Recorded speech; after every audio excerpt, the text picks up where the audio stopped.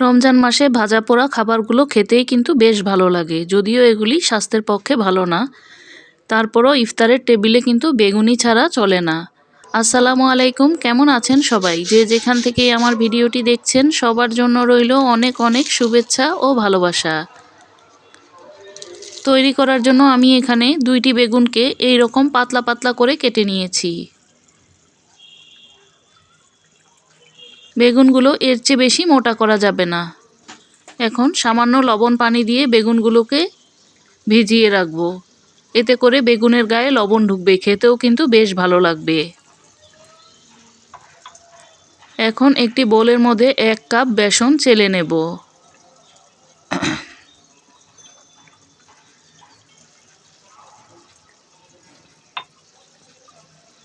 এবার সাথে দিয়ে দেব আধা কাপ কর্নফ্লাওয়ার। চাইলে চালের গুঁড়াটাও নিতে পারেন, তবে কর্নফ্লাওয়ারটা দিয়েই কিন্তু ভালো মুচমুচে হয়। 2 টেবিল চামচ ময়দা।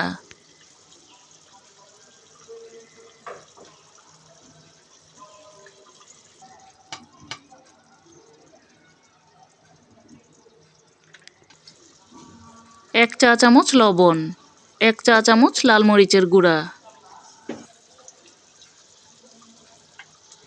আধা চা চামচ হলুদের গুঁড়া, আধা চা চামচ ভাজা জিরার গুঁড়া, 1 চা চামচ চাট মশলা। এবার সবগুলো শুকনো উপকরণকে মিশিয়ে নিতে হবে।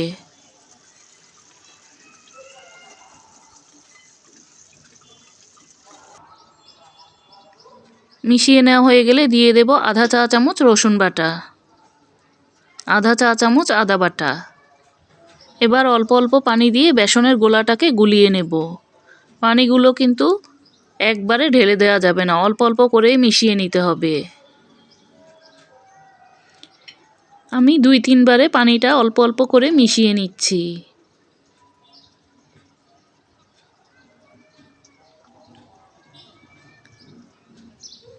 বেসনের এই গোলাটাকে খুব ভালোভাবে ফেটিয়ে নিতে হবে। আমি প্রায় 6-7 মিনিটের মতো এটাকে ফেটিয়ে নিয়েছি।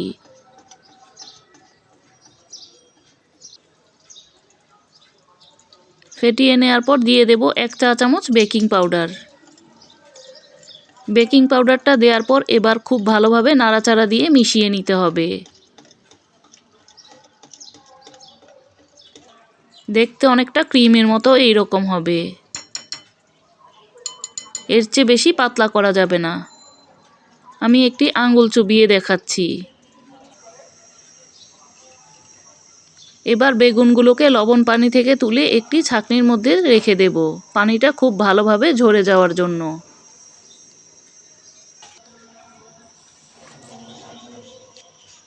এবার একটি টিস্যু দিয়ে বেগুনের টুকরোগুলোকে মুছে নেব। তারপর বেসনের গোলায় চুবিয়ে তেলের মধ্যে দিয়ে দেব। তেলটাকে কিন্তু আমি খুব ভালোভাবে গরম করে নিয়েছি। চুলার আঁচটা কিন্তু শুরু থেকে শেষ পর্যন্ত এই রকম মাঝারি হিটেই রাখতে হবে। একটা বেগুনি যখন এই রকম ফুলে উঠবে তখন আরেকটা বেগুনি দিয়ে দেব। টিস্যু দিয়ে মুছে নিলে বেগুনের গায়ে বেসনটা খুব সুন্দরভাবে কোট হবে।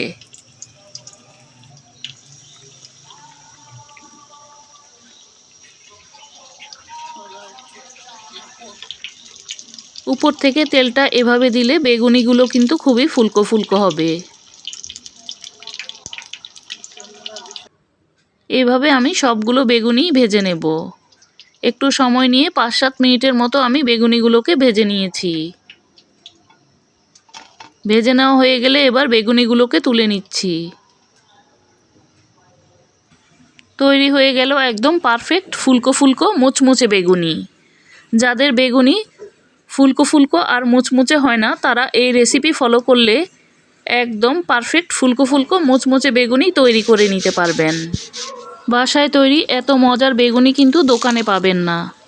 আবারও দেখা হবে নতুন কোনো রেসিপি নিয়ে। সে পর্যন্ত ভালো থাকবেন, সুস্থ থাকবেন।